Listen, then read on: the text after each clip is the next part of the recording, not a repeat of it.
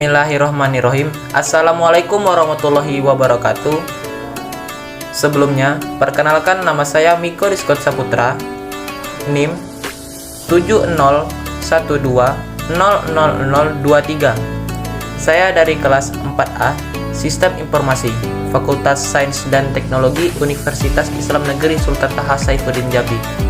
Di sini saya akan mereview ataupun meringkas mengenai Islam di Thailand dan sejarah Islam di Singapura. Temasik: Sejarah Islam di Singapura. Singapura merupakan nama modern yang digunakan sekarang untuk menyebut negara yang terletak di Selat Malaka. Penyebutan Singapura sering dihubungkan dengan kekuasaan Thomas Stamford Raffles yang menggagaskan proyek Singapura pada tahun 1818 karena kekecewaannya terhadap Belanda yang merebut kembali tanah Jawa dari Inggris. Kemudian, Raffles menandatangani perjanjian dengan Temanggung Sri Maharaja untuk menguasai Pulau Singapura pada 19 Januari 1819. Maka tahun 1819 dipandang sebagai awal penggunaan nama Singapura untuk menyebut daerah tersebut. Akan tetapi, asal-usul kemunculan istilah Singapura untuk pertama kalinya tetapi belum dapat dipastikan. Nama lain untuk Temasik disebutkan pula dalam beberapa sumber dari abad ke-14 Masehi. Daerah yang terletak di ujung Semenanjung Malaya itu disebut juga Pulau Ujung, Salahit ataupun Selat, dan juga Temasek, Tumasik, Jawa, serta Tamasik, Cina. Ia juga disebut Leon City, kota singa. Sumber lain menyebut bahwa daerah ini merupakan menjadi tempat persinggahan para pedagang Majapahit pada abad ke-14, sehingga ia dinamakan Singapura, yang berarti kota ataupun pura, singgah ataupun singgah. Sementara itu, dalam kitab Tufat Al-Nafis, nama Singapura pada masa awal adalah Temasik, Tumasek dari Jawa, atau Tamasek dari Cina. Pada awal abad ke-19, sekitar tahun 1819, Tumasik di bawah kekuasaan Sultan Hussein Shah. Menurut asal katanya, Singapura berasal dari bahasa Sanskerta. Nama ini terdiri atas dua kata, yaitu singa, nama binatang buas, dan pura yang berarti kota. Dengan demikian, Singapura juga berarti kota singa. Sebelum Kesultanan Malaka dan Kesultanan Johor menguasai daerah ini, diceritakan bahwa di sana pernah berdiri Kesultanan Tumasik. Adapun sultan-sultan yang memerintah Tumasik sebelum dikuasai oleh Kesultanan Malaka adalah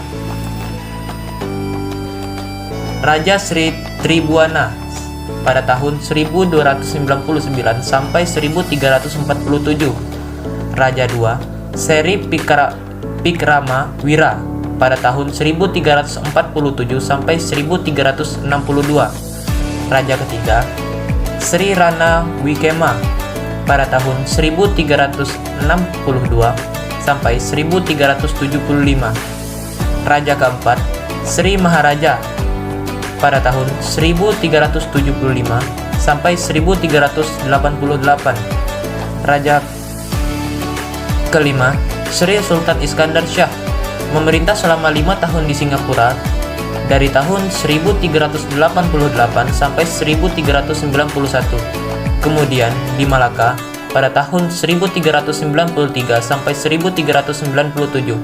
Sampai di sini, asal-usul Singapura masih simpang siur, terlebih masa sebelum kedatangan Portugis pada tahun 1510 di Nusantara, yang setahun kemudian, pada tahun 1511, menaklukkan Malaka.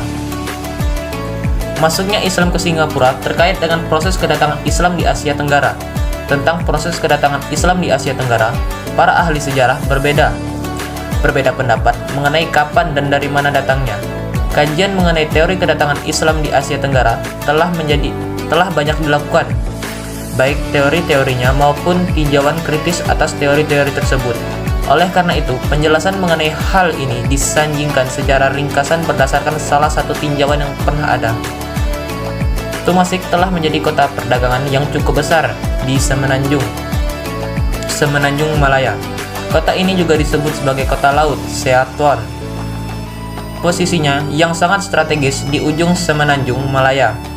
Bukan hanya menjadikan Tumasik menggiurkan untuk dikuasai, tetapi dengan sendirinya juga ia merupakan salah satu pelabuhan penting di Asia Tenggara dalam jaringan perdagangan internasional pada masa itu. 39 para pedagang muslim dari Arab dan Persia telah menempuh pelayaran sampai ke Samudra India jauh sebelum masa itu. Antara lain, pada abad ke-8 Masehi, melalui salah satu basis pelayaran mereka di Gujarat atau India, mereka menerusi perjalanan dagangnya sampai ke Guangzhou, Cina. Perkembangan pesat perdagangan muslim di kawasan Asia Tenggara semakin terlihat sejak abad ke-10 Masehi. Sebelum masa Islam, hegemoni perdagangan di sekitar Selat Malaka, termasuk Tumasik, dan kemudian Singapura, dipedagang oleh Sriwijaya. Di sepanjang jalur perdagangan ini, Tumasik yang berada di jalur Malaka Cina merupakan tempat strategis dan menguntungkan bagi para pedagang untuk beristirahat dan bahkan menempuh kehidupan baru. Pada abad ke-9 Masehi, di setiap pelabuhan di sepanjang rute perdagangan dari Malaka ke Cina, hampir dapat dipastikan ditemukan sekelompok kecil pedagang Islam ketika dominasi Sriwijaya mulai lemah menjelang penghujung abad ke-13 Masehi. Hegemoni perdagangan di Selat Malaka mulai pindah ke Sultanan Malaka yang baru tumbuh. Dalam konteks perdagangan internasional itu, para pedagang dan orang-orang yang singgah dan berdagang di Tumasik, sebagian mereka menetap dan bahkan menikahi wanita setempat. Kota pelabuhan itu semakin ramai oleh penduduk baru yang merupakan generasi selanjutnya yang lahir pada pernikahan tersebut. Dari waktu ke waktu, penduduk setempat terus berkembang, apalagi ada sebagian dari para pedagang asing tersebut, baik Arab, Persia, India maupun Eropa, dan juga Cina, yang membawa istri dan anak-anaknya tinggal bermukiman di sana. Mereka yang menetap di sana atau generasi baru yang lahir dari pernikahan orang Arab dan penduduk setempat menjadi orang Arab, dan keturunan dari pernikahan India Melayu menjadi Jawi Peranakan. Perlu disampaikan bahwa dalam perkembangan selanjutnya, bangsa Arab Muslim atau para pedagang Muslim lainnya, baik pendatang maupun generasi yang lahir dari masa perkawinan, semakin menyerahkan kegiatan keislaman di sana. Aktivitas bisnis yang mereka lakukan tidak hanya berupa barang, tetapi juga jasa, misalnya jasa pemberangkatan haji. Ketika bangsa Indonesia mengalami pembatasan haji oleh pemerintah kolonial, misalnya, banyak di antara masyarakat Indonesia yang pergi haji melalui Singapura. Kaum muslimin yang akan pergi haji melalui Singapura ada kalanya menunggu lama di sana, sehingga sebagian dari mereka bekerja dulu sebelum kembali ke Indonesia, dan sebagian yang lainnya menetap di sana. Islam di Thailand. Seperti Indonesia, Thailand juga merupakan negara majemuk. Thailand adalah negara yang mayoritas masyarakatnya beragama Buddha. Jumlah muslimnya sekitar 5% dari Kristen kurang dari 1%. Dalam masyarakat pluralistik, dalam hal interaksinya tergantung pada pemahaman pribadi dan masing-masing komunitas agama. Pada masa paling awal datangnya Islam ke wilayah Thailand Selatan ataupun Patani atau Asia Tenggara pada umumnya sekitar abad ke-14 sampai ke abad 17. Hampir tidak ada konflik antara Muslim dari Kesultanan Patani dan umat Buddha di sekitarnya. Kalaupun ada konflik dan perang, pada saat itu adalah untuk saling menaklukkan, menguasai, tetapi masing-masing pihak memiliki kedaulatan yang sendiri. Konflik baru terjadi secara sistematis ketika masa Raja Kerajaan Siam, Chulalongkorn, pada tahun 1868 sampai 1910. Hal ini terjadi karena ia terpengaruh oleh nasionalisme Barat, memperkenalkan model negara bangsa dengan menerapkan batas wilayah kerajaan secara ketat, di mana kawasan semenanjung Malaya, Malaya Peninsula atau Patani Raya, Greater Patani yang semula dikuasai oleh Kesultanan Patani Islam dimasukkan ke dalam wilayah kerajaan Siam. Komunitas Muslim di Thailand secara umum bisa dikatakan bersifat plural dari segi asal-usul, namun sebagian sangat besar untuk dikatakan hampir keseluruhan Muslim yang tinggal di 3 provinsi yang berbatasan dengan Malaysia, yaitu Provinsi Patani, Yala, dan Naras Hiat, yang hingga kini masih menjadi konflik berkepanjangan. Bisa dikatakan mereka suku yang tunggal, yaitu suku Melayu atau Muslim Melayu. Islam datang ke Thailand dengan perantara pedagang yang berasal dari Arab, India. Para pedagang yang berasal dari Arab dan India disebut ke Islam, pedagang Muslim, oleh penduduk setempat. Para pedagang tersebut meminta kepada Raja Siam untuk mendirikan masjid. Permohonan mereka dikabulkan oleh Raja, maka didirikanlah Bangkok Noi, bengkok kecil. Islam disebarkan di Siam melalui hubungan dagang dan perkawinan. Pada tahun 1900, setelah 2 tahun Raja Abdul Qadir menjabat sebagai Raja Patani, ia mempunyai hak dan kuasa penuh atas Patani. Tapi pada kenyataannya, Raja Abdul Qadir tidak mempunyai kekuasaan sepenuhnya. Peristiwa dimasukkannya wilayah Patani secara resmi ke dalam negara Thailand dan dihapuskannya sistem kesultanan mendapatkan reaksi keras dari rakyat Patani pada waktu itu. Mereka melakukan peralatan senjata terhadap kerajaan Thailand pada tahun 1903. Abdul Qadir, Raja Patani, melakukan gerakan dengan strategis perlawanan umum untuk memancing tindakan penindasan sehingga melahirkan pemberontakan umum terhadap pemerintah Thailand, meminta campur tangan asing terutama dari Inggris Malaka. Namun usaha pemberontakan itu dapat dituntaskan oleh kerajaan Thailand. Gerakan-gerakan berikut adalah perlawanan yang menuntut kemerdekaan penuh dari Thailand di bawah pemimpinan Totai pada tahun 1901. Perlawanan terhadap pemerintahan dengan cara memboikot pembayaran pajak yang dipimpin oleh Haji Bula pada tahun 1911 dan pemberontakan yang dipimpin oleh Raja Patani terakhir Sultan Abdul Qadir Muhyiddin yang tinggal di Kelantan, Malaysia pada tahun 1922.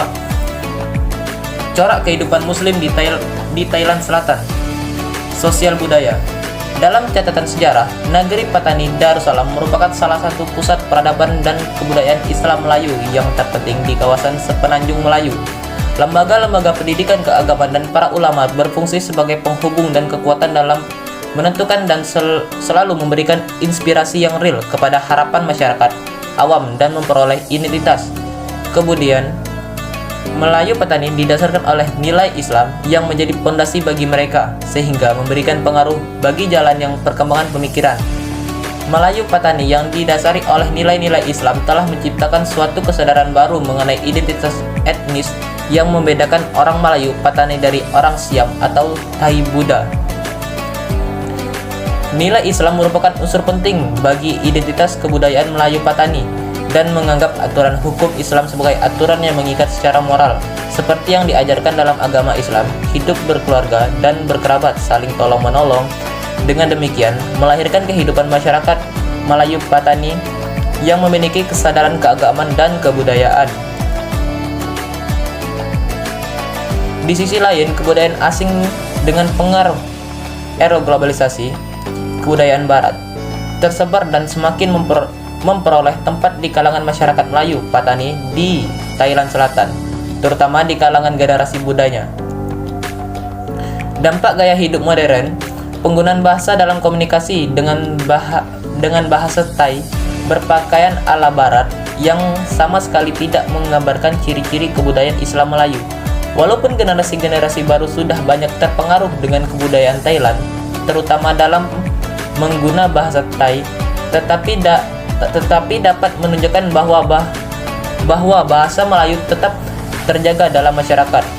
Dalam mewariskan bahwa Melayu yang menjadi peninggalan bernilai bagi masyarakat Melayu Patani, para pemimpin agama dan pemimpin masyarakat telah memberikan kesadaran bagi masyarakat untuk menjaga kebudayaan Melayu, sehingga terdapat pepatah Melayu, bahasa Nayu adalah jiwa bagi bangsa Nayu, bahasa Melayu adalah jiwa bagi bangsa Melayu. Bahasa Melayu merupakan simbol nasionalisme terpenting, sehingga nasionalisme Melayu tidak bisa digambarkan tanpa bahasa Melayu. Dengan 10 kehilangan bahasa, maka jati diri bangsa itu juga akan hilang pula, seperti dalam pepatah di kalangan masyarakat Melayu Patani yang mengatakan, hilangnya bahasa, lenyapnya bangsa, musnah agama. Sosial politik.